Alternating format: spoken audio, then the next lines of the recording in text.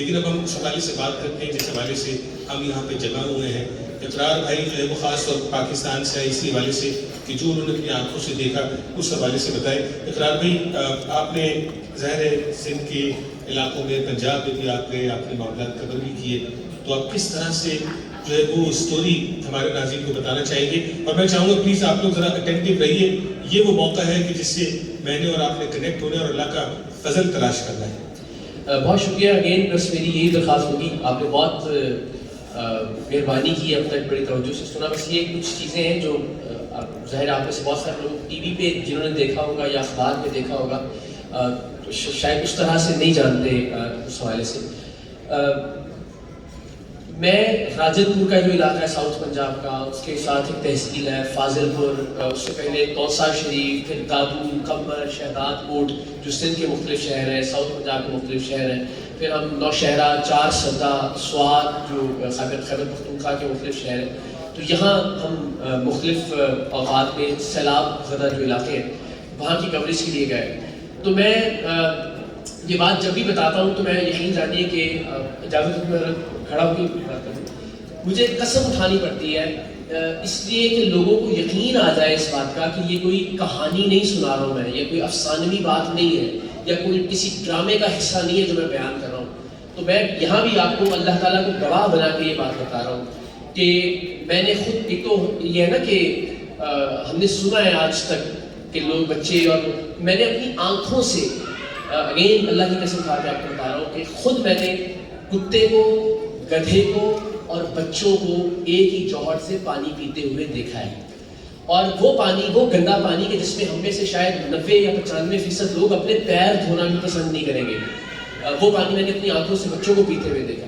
تو ہم اب سیلاب کی جب بات کرتے ہیں تو سیلاب سے پانی تو بہت آ گیا، لیکن پینے کا پانی اویلیبل نہیں ہے. تو جو 2-4 برتن وہ بیچارے اٹھا کے سڑک کے کنارے لا پائے، وہ برتن دھلتے بھی اسی گندے پانی میں ہے، کھانا بھی اسی گندے پانی میں پکتا ہے، اور بعض اوقات وہی پانی پینا بھی پڑتا ہے کیونکہ اور تو کوئی ریسورس رہا نہیں، نلکے وغیرہ اور گھر سارے ملبے کا ڈھیر بن گئے. تو یہ وہ مناظر ہے کہ جو ظاہر ٹیلی ویژن کی اسکرین پر آپ دیکھ بھی لیں تو شاید جو آپ وہاں کھڑے ہو کے محسوس کرتے ہیں، وہ تعفن، وہ بدبو، وہ حبس یا وہ سردی. جب یہ سیلاب آیا تو ظاہر گرمی تھی اور پانی کھڑا تھا ہر طرف، آپ یقین کیجئے کہ آپ پسینے میں نہا جاتے ہیں چند لمحوں کے اندر. اور اب چونکہ سردی کی طرف بڑھ رہے ہیں ہم، تو وہ لاکھوں لوگ، اور لاکھوں سے مراد میں شاید کم ہی بتا رہا ہوں ورنہ کروڑوں لوگ اس وقت سڑکوں کے کناروں پر رہنے پر مجبور ہیں. تو وہاں جو صورتحال سردی میں پیدا ہونے جا رہی ہے، اب آپ سوچئے کہ یہاں ہم ٹھنڈ میں ہیں لیکن اندر اتنی گرمی تھی کہ مجھے کوٹ اتارنا پڑا ہے. تو ہم ذرا ان بچوں کے بارے میں سوچیں کہ جو سردی میں مختلف بیماریوں کا شکار ہو رہے ہیں یا ہوں گے. سو اتنی المناک وہاں پہ صورتحال ہے. ابھی ایک صاحب بات کر رہے تھے کہ بلکہ نورانی صاحب ہی بات کر رہے تھے کہ ان کی ریسنٹلی شادی ہوئی اور انہوں نے دیکھا کہ ان کی اہلیہ جب بچے کی تخلیق کے عمل سے گزری تو وہ کس تکلیف سے گزری.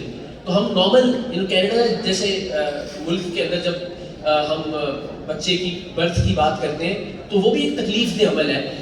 میں نے وہاں خود جب ہم گئے ریکارڈ کرنے کے لیے فاضل پور کے ایک علاقے میں، تو سڑک جو ہے وہ پانی کے ساتھ بہہ گئی تھی وہاں سے، اور پورا ایک علاقہ ڈسکنیکٹ ہو گیا تھا اس ایریا سے جہاں پہ ہم ریکارڈ کر رہے تھے.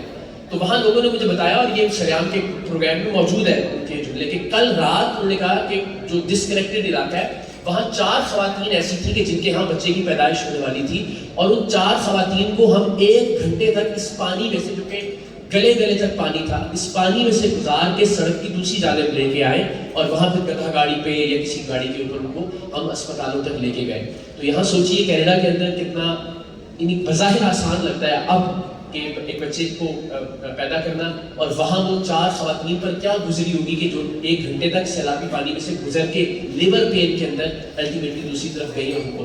پھر بہت سارے آسپیکٹس ایسے ہیں کہ جن کو شاید ہم ایکسپلین نہیں کر سکتے الفاظ میں بھی، اور شاید ویژولز بھی ان کو نہ دکھا سکتے. لیکن وہ پیکج کے حوالے سے تیار ہے ویس بھائی؟ اگر وہ پیکج ہم دکھا دیں تو ذرا کچھ مناظر آپ دیکھ لیجئے، اور پھر میں بس 2-4 باتیں کروں گا، بہت تمہید نہیں، لیکن میں کوشش یہ کروں گا کہ ذرا آپ کو ایک احساس ضرور ہو کہ وہاں پہ لوگ کس طرح سے کس قسم و کرسی کی زندگی گزار رہے ہیں. تو یہ ذرا پیکج میں مرتب کیا دیکھیے.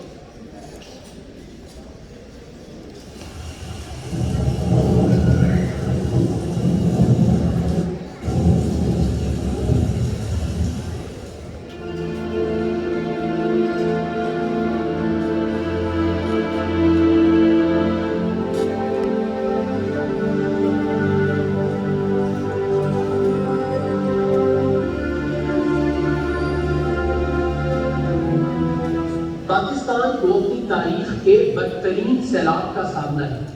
ہزاروں لوگ اپنی جان سے گئے، دسیوں ہزاروں زخمی ہیں، لاکھوں گھر سیلابی ریلوں کے ساتھ بہہ گئے، اور گھروں کے ساتھ ان کے مکینوں کے خواب، بچیوں کا جہیز، ساری زندگی کی جمع پونجی، مال مویشی، حتیٰ کہ کئی اپنے بھی لوگوں کی نظروں کے سامنے سیلابی پانی میں بہتے ہوئے راہی ملک کے عدم ہوئے، جن میں سے بہت سو کی لاشیں بھی آج تک نہیں مل سکی.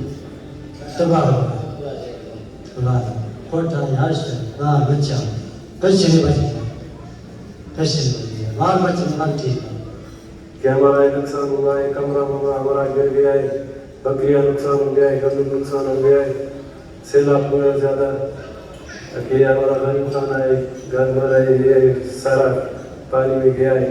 حالات ایسے خود دیکھا ہے کہ بارش ہے، کوٹھی میں سب خراب ہے، تمبو میں حالات ایسے سامان وامان سب باہر کھڑے. ہیومن کنسرن انٹرنیشنل آپ لوگوں کی مدد کی بدولت سیلاب سے تباہ حال لوگوں کو خوراک اور شیلٹر فراہم کر رہی ہے، جس سے ان ہرما نصیب لوگوں کی مشکلات شاید ختم تو نہ ہو، لیکن انہیں اس آفت سے لڑنے کا وقتی حوصلہ ضرور ملا ہے. ابھی ہم یہ ایک دو خیمے میں گزارا کر رہے ہیں. اب خرد نوش کی ضرورت بھی ہے، اب بستری کی بھی ضرورت ہے. اکثر بستری بھی نہیں ہے، سارے گیلے ہو گئے، خراب ہو گئے. ایک دو کمرے تو گر گئے، چار دیواری بھی گر گئے، بقایا جو ہے تو وہ بھی ٹیڑھے ہو گئے، ان میں خطرہ ہے گرنے کا. سیلاب سے پاکستان کی 1/3 آبادی متاثر ہوئی ہے. ان کی مدد اور بحالی کے لیے ایک طویل سفر ابھی باقی ہے، اور یہ تبھی ممکن ہے جب آپ ہیومن کنسرن جیسے قابل اعتبار اداروں کے ہاتھ مضبوط کریں گے.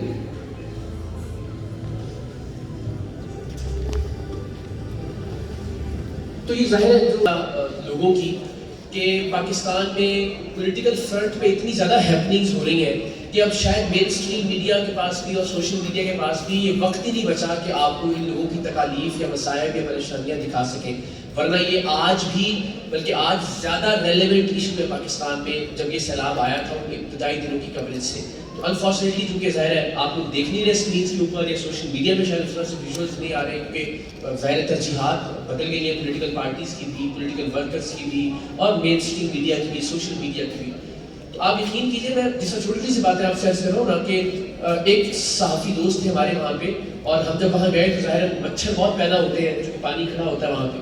تو انہوں نے مجھے کہا کہ اقرار بھائی یہاں مچھر کاٹ نہیں رہا، یہاں مچھر کھا رہا ہے، کیونکہ خول کے خول آتے تھے اور لٹرلی لوگوں کے زخم ہوئے ہوئے تھے بدن کے اوپر، اور وہ اپنے جانوروں کو سیلاب کے پانی میں اتار دیتے تھے رات میں تاکہ مچھر نہ کاٹے، ورنہ جانور پاگل ہو جاتے تھے، وہ کتنے مچھر کاٹتے تھے. تو آپ اندازہ کیجئے کہ چھوٹی چھوٹی سی پرابلم ہے ان کی تو کتنی تکلیف ہوتی ہوگی.